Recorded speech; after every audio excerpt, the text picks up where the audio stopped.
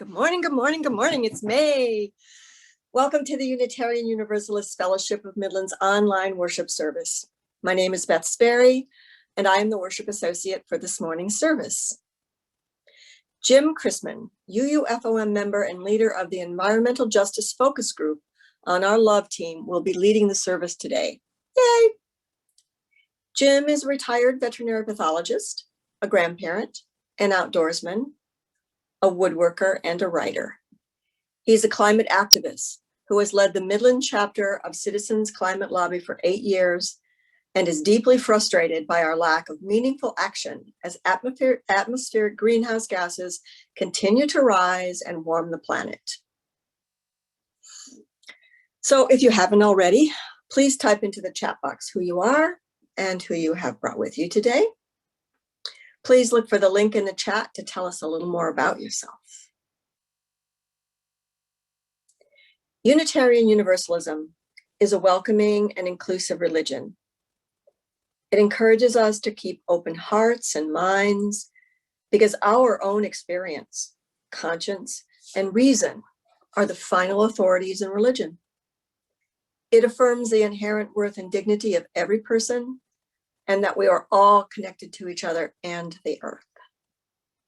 If you are visiting today, a special welcome to you. We appreciate you spending some of your Saturday morning with us. And if you have any questions, please let us know in the chat box, by phone, or through our Facebook page. And if you've been attending for some time and have come to feel that this is your spiritual home and you are considering becoming a member of the fellowship, please contact our minister, Eric Severson, our office administrator, Wendy Altmeyer, or let us know of your interest in the chat box.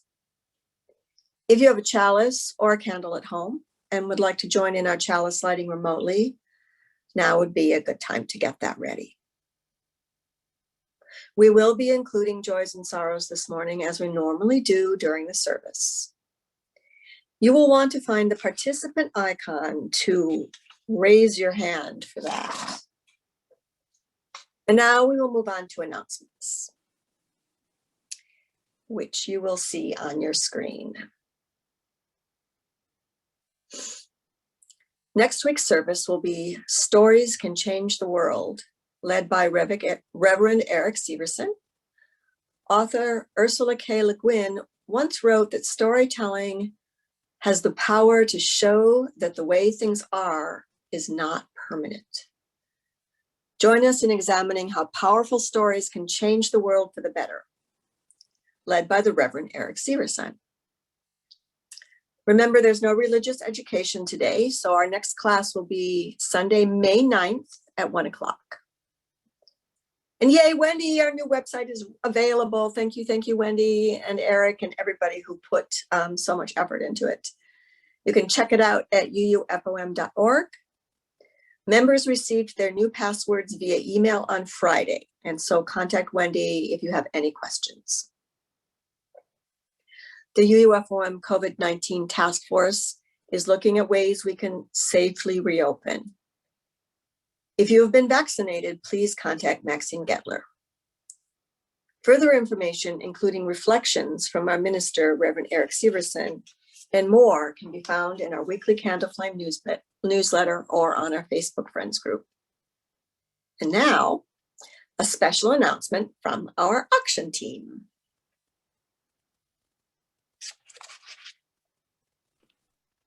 So the auction team got all of your wonderful donations. Thank you. We've been busily entering them on the website so that the silent auction can open for bids on Friday, May 7 at noon. That's next Friday. Between now and then, the website is ready for you to preview the items and plan your bidding strategy. The website link was in this weekend's Candle Flame and is also posted in the chat. If you're a new bidder, you'll need to go to the site and register. If you took part in the auction last year, you'll be able to log in using the same username and password. If you donated an auction item, please check how it was entered and let us know right away of any errors so we can fix them by May 7th. Any questions or comments can be sent to us using the Contact Us Now box on the front page of the site. And on opening day, keep in mind that items sold in the Fund and Needs section have limited quantities at a fixed price, so it will help to get your bid in quickly. There are also tricks like automatic bidding and buy it now that you should get familiar with in case someone is using them against you. To help with that, the Candle Flame article also contains a link to a training document on how to use the site. Check it out. Remember, when you are planning a visit to a museum, planning your trip beforehand can help optimize the experience. We look forward to sharing this one with you. Happy bidding! And now back to our regularly scheduled announcements. Okay, May 15th. After today's service, please go to uufom.org Sunday feedback and provide feedback for today's service. Submit an article for the weekly Candle Flame newsletter by Wednesday at 5 p.m. During the spring months, the newsletter will be circulated on Fridays. If you need a paper copy of any form or wish to be added to our newsletter or have any question about any of these announcements, please email Wendy at office@uufom.org.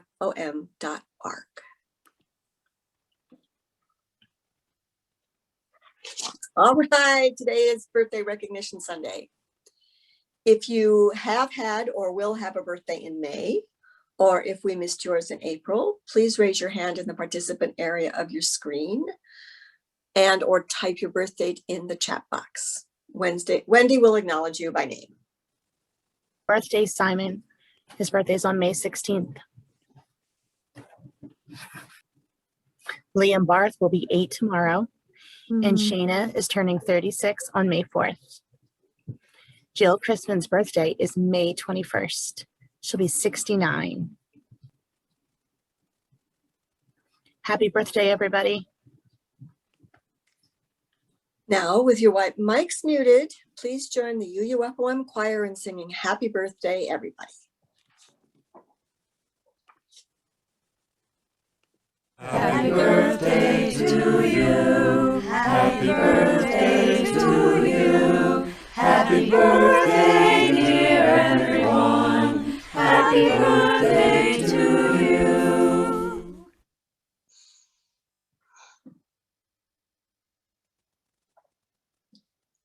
If you have a candle or a chalice at home and would like to light it now, please do so. With your mics muted, please join in reading our chalice lighting words today, titled For the Web of Life by Paul Sprecher. We light this chalice for the web of life which sustains us, for the sacred circle of life in which we have our being, for the earth, the sky, above and below, and for our Mother Earth, and for the mystery.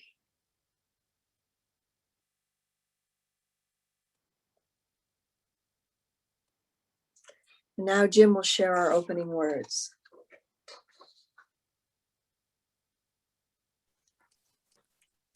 Hi. First, I want to thank Beth for finding this reading. Our opening words today, Sarah for finding this reading. Our opening words today are on climate change and the self-deceiving brain by Shankar Vedantam, host of the podcast Hidden Brain and author of the book Useful Delusions, The Power and Paradox of the Self-Deceiving Brain. These words come from an interview in the Big Picture Science episode entitled Skeptic Check, Useful Delusions. Take something like climate change. We've seen that there are large numbers of people who don't believe in the reality of climate change, and the response of rationalists like us when we see climate change deniers is to say, okay, I know the answer. Let me give this person the 678th peer-reviewed study that shows the reality of climate change. Now, anyone that looks at us would have to say, you're the people who have the delusion. I am unmuted, right? Yeah. You're the people who have the delusion. You're the people who believe that the first 677 peer-reviewed studies didn't work. You believe the 678th study is going to work. So yes, I believe it's a mistake. It's not a mistake to believe in science, and it's not a mistake to believe in the power of science or the importance of facts. But it's absolutely the case that for science and logic and reason and facts to actually accomplish their goals, to get us where we want to go, to make sure the world actually takes steps to avoid climate change, we might need to turn to the self-deceiving brain to accomplish those goals. I'm a sports fan, and I'm often struck when I'm watching sports games about the lengths that people will go to demonstrate their loyalty to their sports teams. And these are just teams that happen to have the names that belong to the cities that those people happen to live in. There's no deeper connection than that. And yet these people will tattoo the names of their sports teams on their foreheads. They will stand in 15-degree weather, bare-chested, with the colors of their team painted on their chest. And sometimes when I watch these demonstrations, I ask myself, where is the same passion when it comes to us saving the planet? You know, the planet is the only home that we have. If the planet disappears, we all go poof. We're all extinct. Why don't we share the same passion for saving the planet that we have for sports fandom? And why, and do you have to ask yourself the question, is sports fandom elicited by giving people studies? Is it elicited by giving people facts? Or is it elicited by giving people symbols and stories and tribes and narratives that pull people into one thing to support a certain cause? Thank you. Thank you, Jim. Now with your mics muted, please join Melanie and Sandy in singing our opening hymn, Earth is Our Homeland, by Mark L. Bellatini, Helen R. Pickett, and Johannes Brahms, accompanied by Melanie.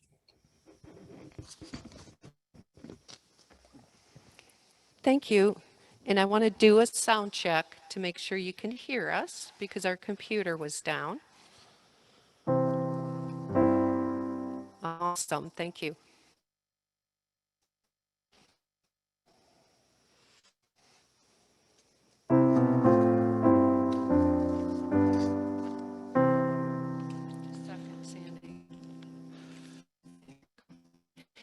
We celebrate the web of life, its magnitude we sing, for we can see divinity in every living thing. A fragment of the perfect whole in cactus and in quail, as much in tiny barnacle as in the great blue whale. Of ancient dreams we are the sum, our bones link stone to star, and bind our future worlds to come with worlds that were and are. Respect the water, land, and air, which gave all creatures birth.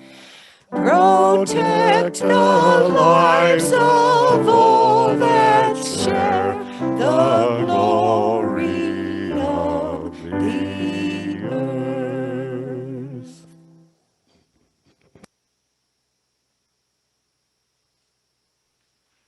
Beautiful. Thank you, Melanie and Sandy. And now Sarah will share a story for all ages.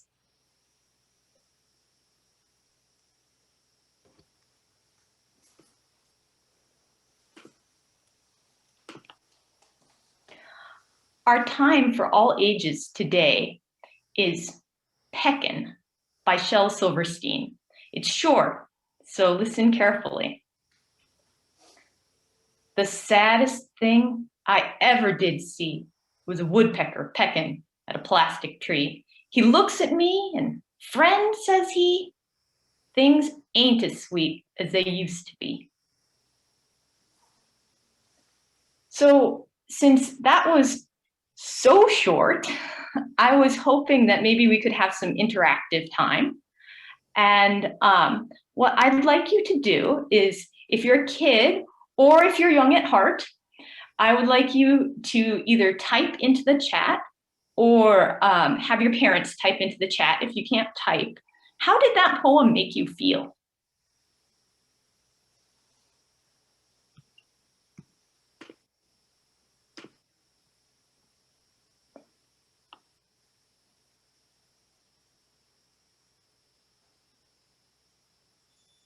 I'm sure that at least one person here is young at heart. So we had sad, sad he could only feel plastic, happy, sad, a plastic tree? What's a plastic tree? Sad. So, like we are missing out on what was once a beautiful earth. So it makes us feel all sorts of different things. So when we have feelings like this, it can help influence the way we act, and the way we think that something came to be can also influence how we act. So we tell ourselves stories about why the woodpecker was at a plastic tree, and then how that makes us feel, and that might change the way we act in the future. So for those young and young at heart, that's something that maybe you can talk about with your families.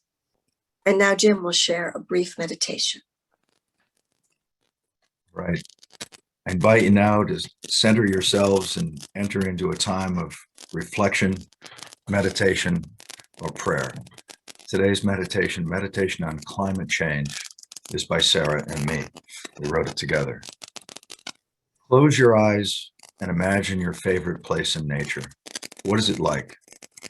What kind of plants and animals are there? Imagine this place in May. Inhale the fragrance. Study the petals of the wildflowers. Immerse your soul in the luscious new growth. Now imagine that it hadn't snowed all winter, or how it might look after a long, hot drought. Imagine your favorite place after a wildfire. What animals would remain? Imagine that a deluge followed the fires, mud, erosion, the smell of charred stumps. Now bring yourself back to the present, back to your favorite place. Imagine what you can do to protect its magic. Open your eyes. Let us commit to protecting our beautiful planet. It is the only home we'll ever know.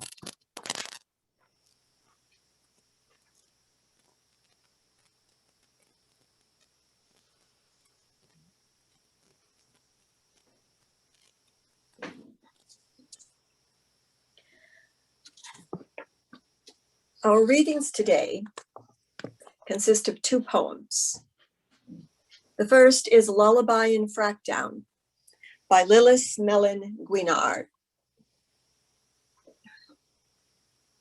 Child, when you're sad, put on your blue shoes. You know that mama loves you lollipops and daddy still has a job to lose. So put on a party hat. We'll play the kazoos loud and louder from the mountaintop. Child, when you're sad, put on your blue shoes and dance the polka with pink kangaroos. Dolphin choirs singing, flip, flop, flip, flop. Hey, daddy still has a job to lose. Don't be afraid. Close your eyes, snooze, because today our suns have flared and dropped.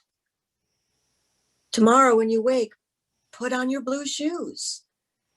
Eat a good breakfast. Be good in school. Good boys go to college. Goody, goody gumdrops. So someday too, you'll have a job to lose. Waste trucks clatter by as the gray bird coos. Flames pour forth when the faucet's unstopped. Child, When you're sad, put on your blue shoes. For now, Daddy still has a job to lose. Now Jim will share our second poem.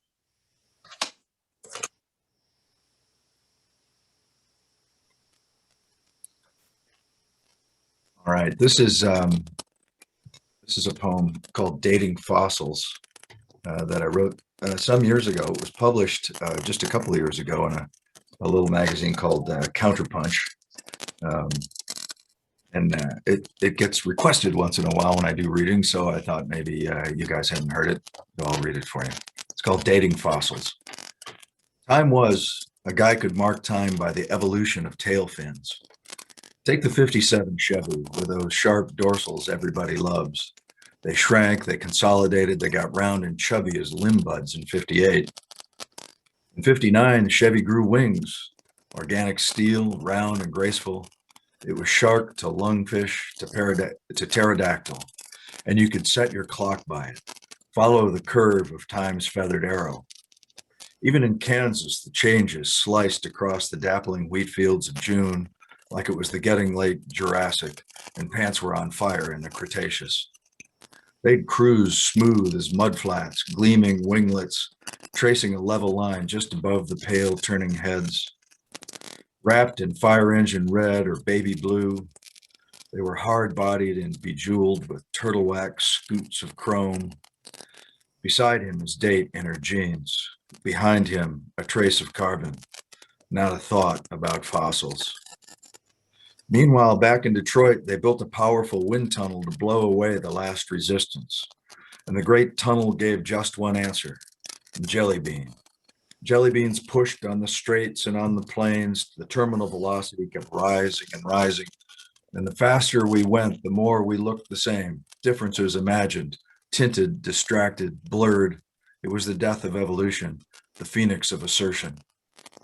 Attention turned naturally to the infinite, where the big questions and the big answers run as one.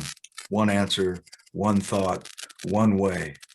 Welling eyes rose from the endless blacktop, blinked skyward into the white-hot blinding, and agreed to hold tight to this moment, or better, the historical moment just a moment or two before, the one with a clean glass and every tank topped off, the Kodak moment, massively enlarged, shot by the woman who fixed time from behind the cockpit and crucifix of a motorhome that sleeps 6 at 75 on an 8-lane urban bypass, suburban in tow, an open liter of Diet Coke, 2 pounds of green jelly beans, a fat man who can't leave home, rolling full tilt for the La Brea Motel, their bumper branch on the family tree bowed, dipping, dancing in the char, their many children petrified.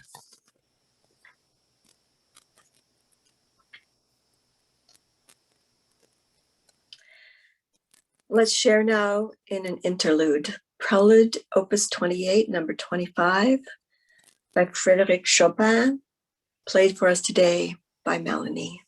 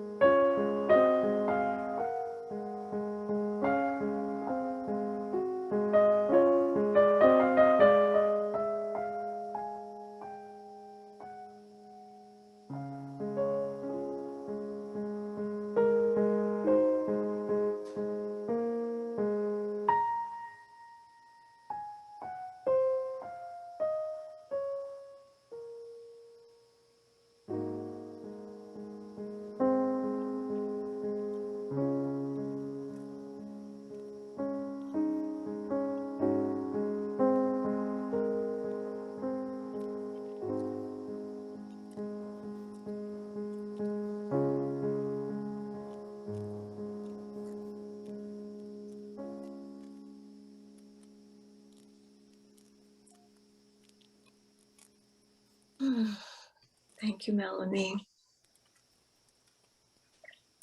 And now our message today from Jim Chrisman.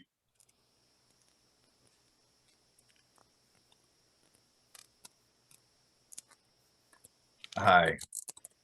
The topic I've chosen today is called The Fiction of Climate Change, which is admittedly a bit of a deceiving title, but sometimes it's fun to be deceptive. Saving for retirement, opt in or opt out. Many people fail to save because they fail to imagine a future with no retirement savings. If the default is to save unless they opt out, people save. If the default is to not save, people don't. It's part inertia, part of failure of imagination. If it is hard for so many to imagine a future with no money, even though we all spend money every day to keep ourselves in food and shelter, it is apparently even harder to imagine that a few degrees of global warming will ruin the planet for all of humanity and a large share of the other life forms that we share it with. But it's not too hard to imagine the future if you pay attention to the science. While imagining a world 4 degrees Celsius warmer might not seem too bad in Michigan in January, the implication of a more energized atmosphere means that extreme weather, hurricanes, drought, heat waves, deluge precipitation events so large they can wash out dams, as we experienced here just a year ago.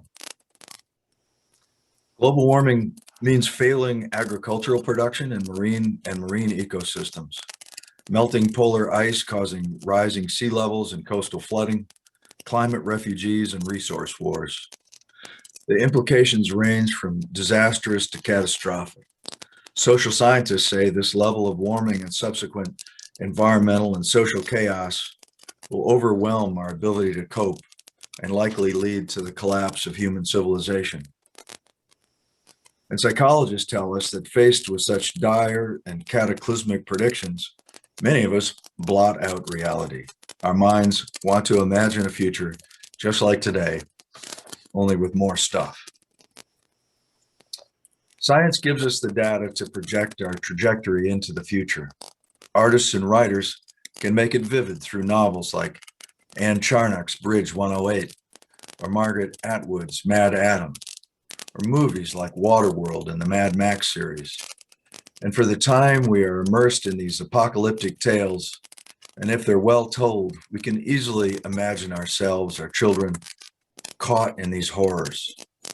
And then the book or movie ends, and we have work tomorrow, and we have kids' lunches to make, and there's some politician on the news telling us that climate scientists and environmentalists are fearmongers, and that burning more coal and oil is the only way to a more prosperous future.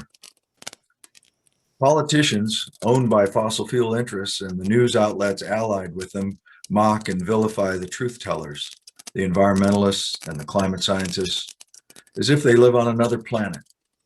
And in their alternate information ecosystem, they apparently do. I like Garrison Keillor's advice for fiction writers, which is to invent some characters, put them in a difficult situation, and repeatedly ask the same simple question, and then what happened? To write climate fiction, or cli-fi, we can go straight to the science for the bones of the setting. 4 degrees Celsius of global warming, which could be here in the later years of this century if we don't act decisively. There will be ecosystem collapse with massive species extinctions on land and in the oceans. Did I fail to mention unsurvivable heat, water shortages, wildfires in some areas, massive storms and flooding in others, crop failures, famine, disease, hundreds of millions of refugees, failure of governments, and social cohesion. When we think of refugees, we tend to think of war and hunger in Africa or the Middle East or Central America. But imagine a third of Florida underwater, or all or parts of cities lost to the ocean, from Boston to Miami to New Orleans to Galveston. Michigan will be inundated with climate migrants, refugees who have lost everything. Do you think this will happen peacefully? The carrying capacity of the earth will shrink. Many will not survive. Similar fates await every country in the world, most without American resources. Will we pull together to help our fellow humans, or will we revert to our tribes? Given the malignant nationalism that it's reared its ugly head with the comparatively small stresses of the present, it's hard to believe that this ends well. It's not hard to understand why many people would choose not to imagine these horrors. But if you are a writer and want a trying situation into which you might insert your characters to create a gripping tale, science has already set the table for you. It needs only the specifics local to your setting and characters. For those who like horror stories, Cli-Fi is an unending feast. Of course, writers who want to send a message of hope might wish to tell a utopian tale, one where humans stop spewing global warming gases, which must start now, and even harness green energy to pull massive amounts of CO2 from the atmosphere. Might we create a beautiful world with humans finally controlling their population, a world with a wealth gap narrowed to levels that don't offend every notion of fairness, with decision-making guided by science, including the social sciences? Could we create a future with racism and nationalism in the rearview mirror? Unfortunately, our present trajectory makes this sort of utopian future a pipe dream. We need a world war mindset, a mindset with laser focus and common purpose, and the whole world needs to join us. Imagining either of these futures requires acknowledging the present. Right now, we are at a crossroad, an inflection point, where we can and will choose our fate. Globally, we continue to spew 40 billion tons of CO2 into the air every year. Even if we stopped emitting greenhouse gases today, Earth is far from coming to equilibrium. The increased heat capacity, trapping of the changed atmosphere we already have. So politicization, that's always a difficult word for me, of our climate crisis is especially distressing. Denial of the science of global warming has been a cornerstone of one of the two major political parties in this country for decades now. And that party, aided by fossil fuel interests, has created their own fiction, not literature, more a growing tribal tradition of oral and editorial disinformation and pseudoscience. Fiction that apparently satisfies the human need for a good story. And what could be more reassuring than a story with a central thesis that it's not my fault, it's God's will, and there isn't a darn thing we can do about it? Because who wants to feel responsible for ruining the planet for our children? An old vet school classmate of mine recently sent me an email written with a mixture of very large and even larger fonts, yelling fonts with lots of colorful highlighting for emphasis, you know, the way scientists write.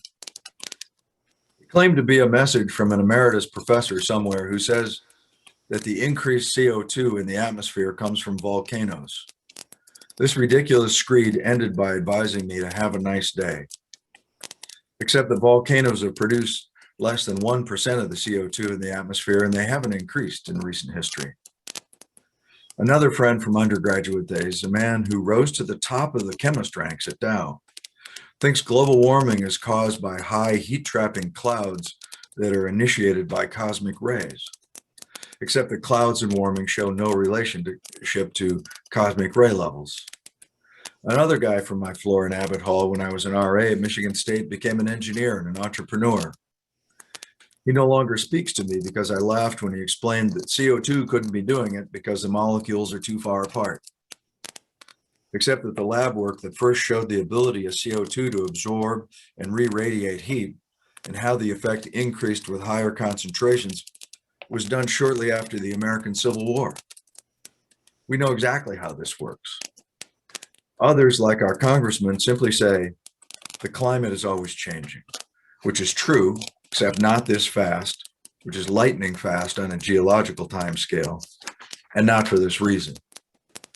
Others will tell you that academic climatologists are getting rich selling the global warming scam. The college professors out there basking in outrageous wealth can speak to this. And please explain how thousands of scientists from hundreds of universities in scores of countries all got on the same page, confirming the cause and effects of global warming in dozens of disciplines, from geology to zoology, from atmospheric chemistry and physics to glaciology to epidemiology. The denialists don't lack for fiction. The basis of these denialist fictions and all the rest are easily debunked. My good friend and yours, Peter Sinclair, created a video blog that ran for years under the heading Crock of the Week, which detailed dozens of these denialist stories and used real science to debunk them. He often included interviews with climatologists with relevant expertise. And he always referenced peer-reviewed publications to set the record straight. Crocks of the Week were widely shared. Peter got an International Environmental Education Award for his contribution. It is a large and brilliant body of work. And the comment section was invariably peppered with nasty, troll denialist nonsense. Many of you will be familiar with the Karenina principle, which is taken from the first sentence of Leo Tolstoy's novel, Anna Karenina. That sentence reads, "Happy families are all alike. Every unhappy family is unhappy in its own way." Similarly, climatologists are in nearly unanimous agreement. 97 to 98% of publishing climatologists agree that global warming is happening, we're causing it, and it's serious. You can't get that kind of agreement among physicians about the germ theory of disease. Climatologists may not be a particularly happy family. Indeed, they are a hardly alarmed family at this point, but they're all virtually on the same page when it comes to understanding and accepting the overwhelming evidence. The good news is that because humans cause this mess, humans can solve it. The bad news is that we've known this for decades and we haven't made a dent in emissions. Still 40 billion tons of CO2 a year globally, and it has gotten very late. In contrast to the evidence-based scientific consensus, climate deniers have latched onto a bewildering array of fictions and conspiracy theories because those stories reinforce their particular worldview and political identity, and they are blind to their bias. Without a scientific consensus to unite around, every denier is different. However disparate and disprovable these climate fictions, these stories that have effectively stopped any meaningful action on greenhouse gas emissions for decades, are wrapped up with the identity of their believers. Attempting to separate the story from the believer is an emotional amputation without anesthesia. Offering these fictions, cli-fi based on real science, gets a simple dismissal. That's fiction. It clearly doesn't conform to the beliefs of their tribe. So what do? Do we argue to the death of everything we love, the reasons each of these various stories is wrong? I'm afraid fictional stories, whether based on real science or fake news, are like potato chips. We humans will make more. It's what we do. As I see it, we have two choices: simply beat them at the ballot box and ignore them in debate, which risks getting any solution overturned the next time power changes hands, or understand the values most of us share of economic responsibility, loyalty to family, sanctity of the earth and God's creation. You want to choose your language on that for who you're talking to.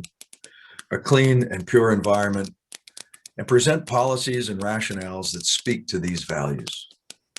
Arguing the science runs head-on into the fictional stories that have already been internalized.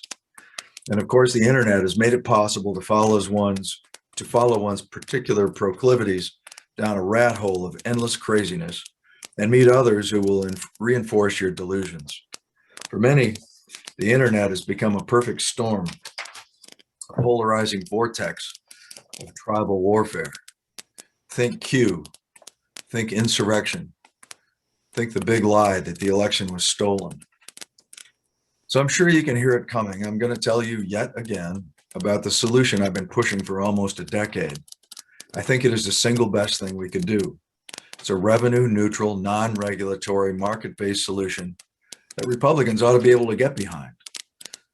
A decade ago, carbon fee and dividend might have solved the crisis by itself, but it could still get us 80% of the way there to a carbon-free economy by 2050. which is when I'll turn 100. And I do hope that you'll send me a wow emoji on social media. Maybe more likely, my grandchildren will be having children of their own if the whole world hasn't gone to hell by then, and it could. A carbon fee and dividend policy could not only accelerate the transition to carbon-free energy, it would spur innovation, add jobs, and grow the economy without growing government or adding regulation. It involves a gradually increasing fee on fossil fuels with 100% of the net revenue returned equally to the American people. It is fair, simple, and transparent, and where it's been tried, like British Columbia, it's politically popular. Among economists, agreement that a price on carbon is the single most effective thing we can do is similar to the agreement among climatologists about the cause. The monthly dividend would help address wealth disparities, which have reached unsustainable levels in this country. A border adjustment would protect U.S. businesses and help export the policy. James Hansen is the father of modern climate science and former director of the NASA Goddard Institute for Space Studies, and currently an adjunct professor at Columbia University's Earth Institute. Hansen says, quote, "Unbelievable, with 100,000 supporters across the country," and here he's talking about Citizens Climate Lobby, "we now have a climate bill that serves the people by cutting emissions and putting money in people's pockets. Climate change is incredibly urgent and serious, as I warned Congress when I first testified about global warming in 1988. This bill gives us a chance to fight it seriously and on a big scale.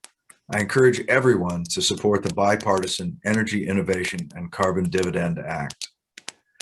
Carbon fee and dividend is the central feature of this legislation. The bill was recently reintroduced in the U.S. House. It's now H.R. 2307. The fate of our planet depends on our political will, yours and mine. Tell your congressperson what you think and talk about the solution with your friends. It's time for action. It's time to live our UU values, and it's time to be heroes to our children. Thank you. Thank you, Jim, for that call to action. We affirm the work of this fellowship and its mission with our time, talent, and treasure. We continue to rely on you paying your pledges and providing what you would otherwise drop in the collection plate. Please give as generously as you can, and may what you give bring you joy. Thank you for your generosity. Let's share now in an offertory, "All creatures of the earth and sky," words by St. Francis of Assisi, music from Catholic Spiritual Church songs from 1623, adaptation and harmony by Ralph Vaughan Williams, played for us today by Melanie.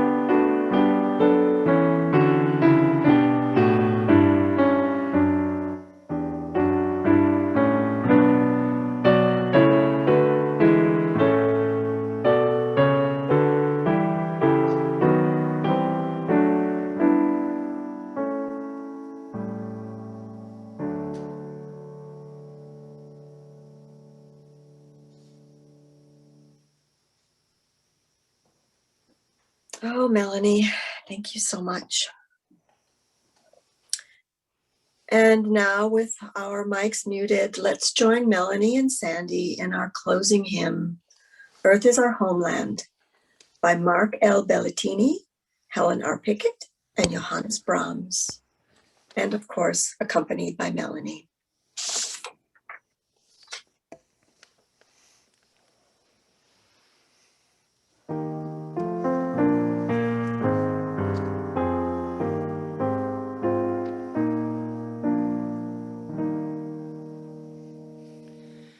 Earth is our homeland, a song of stars, a grace, wrought of the ages, an opal spun in space.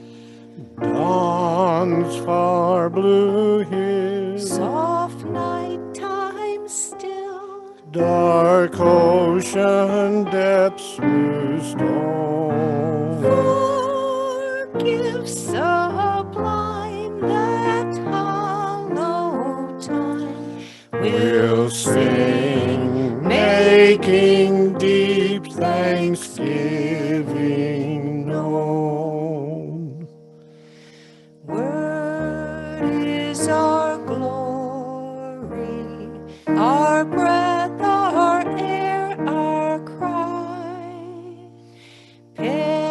Parables, letters, or star names in the sky.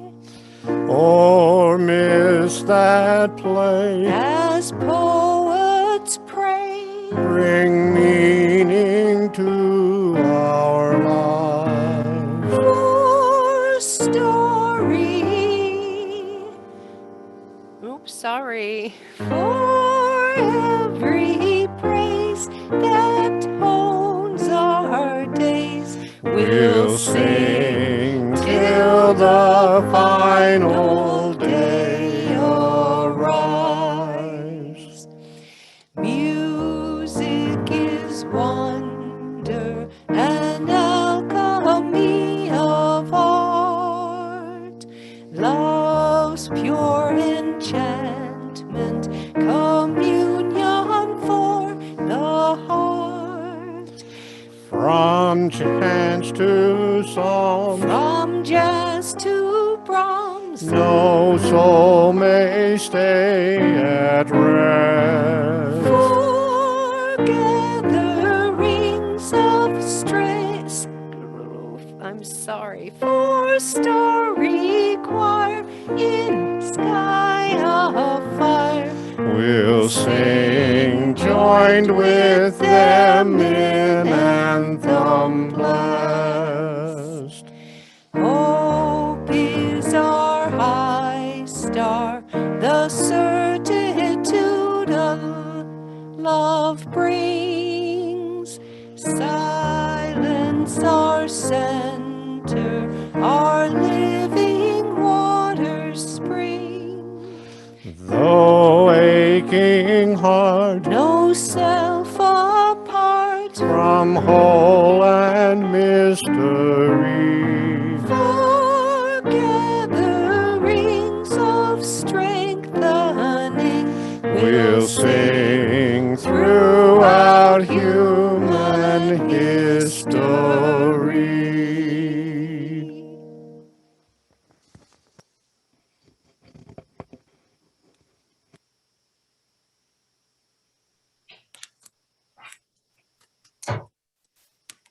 Our closing reading today is from a speech given by Gaylord Nelson at the first Earth Day in 1970. When I was, in May of 1970, I'd have been 19 years old and still a directional sophomore at Michigan State, wondering what the heck I was going to do with my life, but certainly not going to class. Gaylord Nelson said, "Our goal is not just an environment of clean air and water and scenic beauty. The objective is an environment of decent quality and mutual respect for all other human beings and all living creatures. Thank you.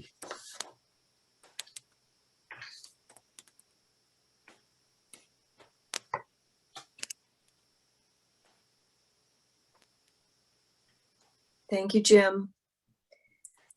And thank you to everyone who helped make this service possible today. Thank you all for joining us. Following the postlude, we will have our virtual coffee hour.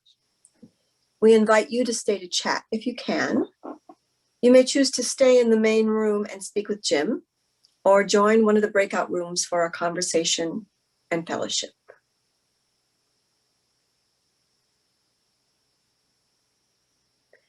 Melanie will now play a postlude entitled For the Beauty of the Earth by Kim Oler and arranged by Nick Page. Please take this time of transition to continue to contemplate the spiritual experience we shared this morning, or if you need to take a break before returning for conversation. Whatever you may encounter in this coming week, please know that the love of this community goes with you. Until we are together again, many blessings.